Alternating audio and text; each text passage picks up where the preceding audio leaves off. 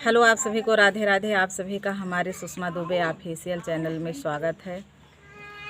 आज हम बहुत प्यारा सा बेटी विवाह गीत लेकर के आए हैं आप सबके बीच। आप लोग ज़रूर सुनना, फुल वॉच करके सुनना। और गीत कैसा लगता है हमारा आप लोग को, आप कमेंट नहीं करते हैं, कमेंट में ज़रूर बताइए कि हमारा गीत आप लोग को कैसे लगता है और कैसा गीत आप लोग सुनना चाहते हैं। आप लोग कमेंट में ज़रूर बताएं, वैसा ही गीत हम आप सबके बीच में लाऊंगी। और अच्छा लगे हमारा गीत तो चैनल को सब्सक्राइब ज़रूर करना, लाइक करना, ज़्यादा से ज़्यादा लोगों के पास शेयर करना।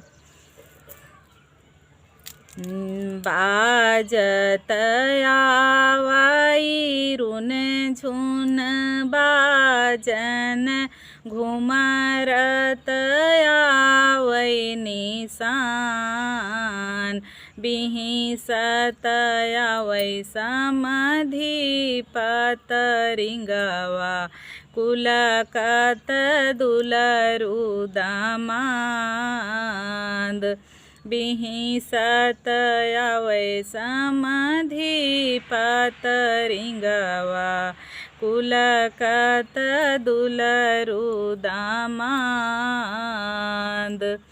कहवा उतारऊँ मैं रुन झुन बाजन, कहवा उतारऊँ निशान, कहवा उतारऊँ समधिपत रिंगवा, कहवा दुलरु दामाद, कहवा उतारऊँ समधिपत रिंगवा, कहवा ही दुलरु दामाद।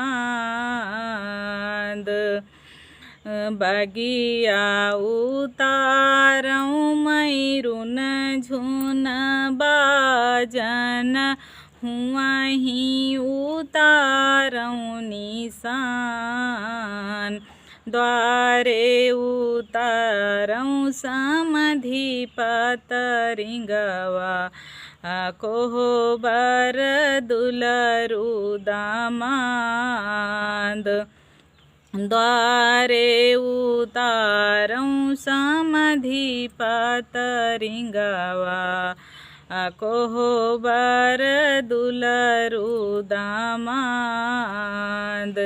काऊ जेलई हाई रुन झुन बाजन, काऊ जेलई है निशान, काऊ जेलई है समधिपत रिंगवा, काऊ जे दुलरु दामाद।